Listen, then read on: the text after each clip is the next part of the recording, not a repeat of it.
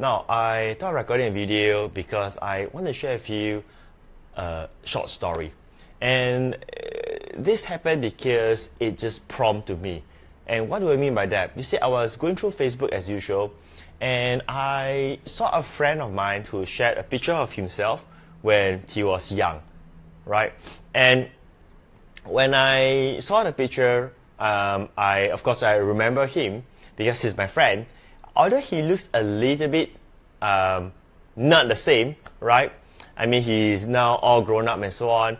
But I remember him clearly because he was my buddy, the same buddy that we used to talk about our dreams and our hopes that one day when we grow up and we go into the adventurous working world as adults, you know, what we want to do and so on. Speaking of our hopes, our dreams, and so on. And when I see his picture, it always reminds me of a memory that I have that I always remember is that there's one time that we were looking at a magazine together. I mean, we are young kids at that time, and we were seeing that magazine. If I'm not mistaken, it's FHM for man. And we're going through the magazine and we were gazing at an ad of a sports car. It's not this extremely amazing sports car as like out of the world rich kind of sports car. It's just an average sports car. And we look at it and go, wow, you know, wow. I mean, that is the car, you know. And I remember him saying this to me. He says that I'm gonna drive that. When he said that to me at that time, many years ago when we were kids, right, I truly believe that he meant it. Well, because he is driven, that I know he will achieve that. And you know, as time goes by, we grow up, obviously, and life takes us to its own path. So he has his path, I have my own path, and so on. And of course, the only reason that I thought of him is because I saw him posting a picture when he was young, when he was a kid, when we were kids, and that brought me up to share today, because what I know is from his Facebook profile and what I kind of heard about, he didn't become a wildlife explorer like how he envisioned himself to be. He drove a normal car right now, and there's nothing wrong with a normal car, don't get me wrong, but he didn't drive the car that he wanted to drive that time. Now, I know sports car and wildlife, got something in our nose. This is a candid video. Wildlife explorer, you know, the kind of person who go to safari, to go to the jungles and explore new things, heal the animals when they are hurt, go and explore insects, you know. It's not really alike with a sports car, right? I mean, it doesn't seem to gel at all. But you know, that's just his dream when I was a kid, so we'll stick to that because he can dream whatever he wants. I do not know how the sports car and wildlife explorer actually gels together, but that's what he wanted it to be. But he's not a wildlife explorer. He is an accountant. And there's nothing wrong with being an accountant, don't get me wrong. You know, I am very blessed that I have my accountant to help me with all the numbers and so on. There's absolutely nothing wrong with being an accountant. There's nothing wrong of driving a normal car. And the thing is that, right, what happened to his ambition? What happened to his drive? He, as far as I know, I don't think he's anything close to the wildlife life that he wanted to be.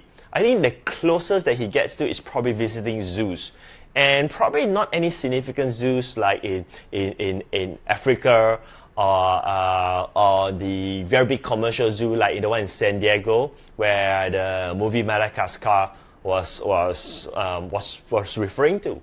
Nothing close to that, right? And what really happened is that his dreams were stolen.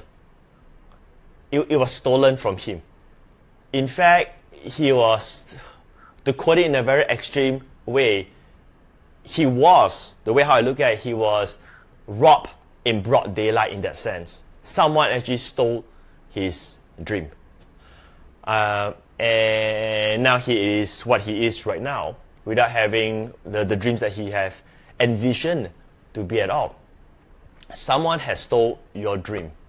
Now, I want to ask you a question that may be a little bit sensitive, but please understand that the intention is not to be insensitive, but the intention is to let you see things in a different way, and let you see what has actually happened and who actually stole your dreams away. What is the car that you're driving today right now? Was that the car that you have dreamt of when you was a kid? Is it anything close, resemble that? And if you're not driving that, that's okay, but have you experienced anything close to what you have dreamt or what you dreamed of when you was a kid, the car that you want? And are you achieving the ambition that you wanted to be? I do not know what you want to be. I'm referring to jobs or become an entrepreneur. Or are you in a cubicle today? Again, don't get me wrong when I use the word cubicle, but that is just the norm. For past decades, that's how everyone was been structured. It's always been a cubicle business. But you know what? Today, in today's time, in the millennials time right now, it's not baby boomers, it's not Gen Y, it's not Gen X, it's the millennials time right now. They don't work in cubicles like how we were exposed to, right? I mean, I'm not in the millennials time zone in that sense. So who actually stole your dream? Have you asked yourself the question, who actually stole your dream away? And how did they manage to steal that in the broad daylight and they can just take that away? I can tell you there are two people who actually stole your dream. The first one who stole your dream are those who do not have your capability, or those who are just way too lazy to fight for their own dreams. Those are the people who actually stole your dream away just like that. You see, they don't have your capability. They don't have the talent that you have. They don't have your knowledge. They don't have your drive. They don't have what you have. So they are the one who take it away because they need companion. And unfortunately, somewhere along the line, as you are growing up, you became their victims. Or some of those are just way too lazy because they understand that if you want to get your dream, you have to sacrifice. You need to pour in the work. I mean, just think that if you don't want to put in any work, it's just like a farmer thinking that, hey, I want to have all these fruits and vegetables and all this good stuff without me even doing anything. Like, I just need to look at my soil, my plantation or whatever you call it, and boom, the crops will just grow on its own. That is the kind of mentality, right? So they know that it's not going to happen. They need to plant the seeds and do the farming and so on. And many of them are just not ready. So they need companion as well. And somehow you were picked to be their companion. And when it first started, you don't buy into their dreams because you have your own dreams, right? They somehow sell you their dreams. And you say, no, I'm not into that deal. I'm going to be a wildlife explorer. I'm going to drive the car that I want. I'm not going to do what you're going to be doing, right?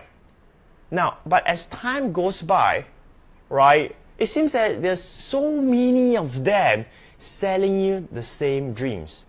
And as if that this dream that they're selling to you is the ideal one, because apparently everybody is saying this is the one. This is the one that you need to have.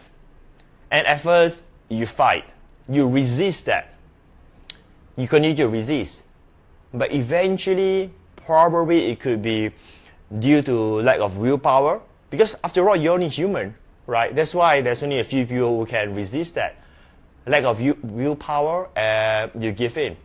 After all, fighting is futile when you're doing it alone against everyone else who say that, hey, you know what? Forget about that. So this is the first group of people who actually stole your dream away without you realizing.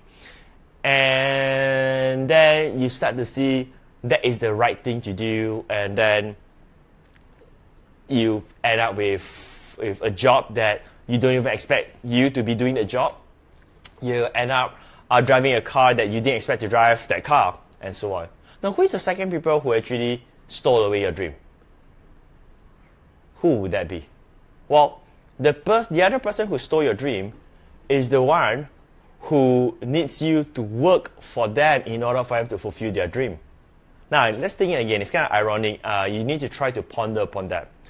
Now, there's another group of people who are the elite people who figure this out. They know what they want. They have their dreams. And they kind of figure out in order for us to get our dreams, somebody got to do the work, right? So, these are the ones who stole your dream. Because if nobody is working for them, how are they going to achieve their dreams? You see, they figure this out. Whereas you may not get it yet. Well, they get it first. So here's what happened. They manipulated you step by step without you even realizing what actually happens. Now, what do I mean by that? What do I mean by step by step without you realizing? So, for instance, you wanted to further your studies, right? When you're a kid. And this is probably the sentence that sounds like, hey kid, don't study wildlife stuff.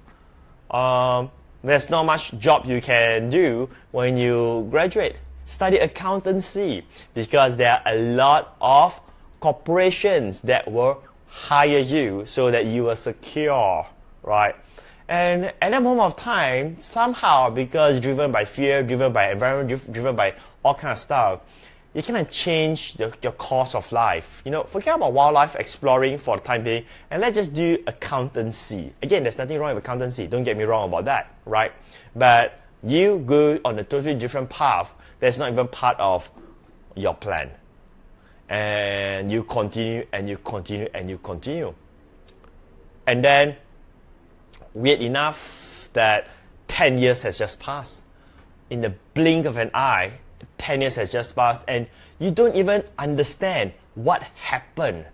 You don't even understand. How did this 10 years just gone? You don't, because you have been manipulated step by step without you realizing anything. And to a degree, you can't even comprehend what is actually going on. Who actually stole your dream? You can't even comprehend that. And if you look back again, you may think that, but you know, it may not be realistic for me to be a wildlife explorer. I mean, you know, I need to have a good job. I need to do something that the norm are doing, right? True enough. Well, but here's the thing, right? But the passion of doing something, exploring into wildlife and so on, now that is a passion that you can still pursue if you are not somehow trapped in a cubicle where you don't have much control of your working hours, working time, and so on. So the circle just continues, because at the end of the day, you go back, the next day you do the same thing over and over again every single week, and the process just continues. So even though if you cannot be a wildlife explorer, like my friend, that's okay if you can still pursue that passion. But now, the passion doesn't even exist. Now here's the thing, the passion has been buried so deep inside that you don't even dare to dream again. You don't even dare to dream about stepping out and doing something amazing for your own life. Or you do that. So my end here is that seize the opportunity, claim back your passion in 2017. And I look forward to share of your success story one day, and who knows, maybe one day we may even meet in real life.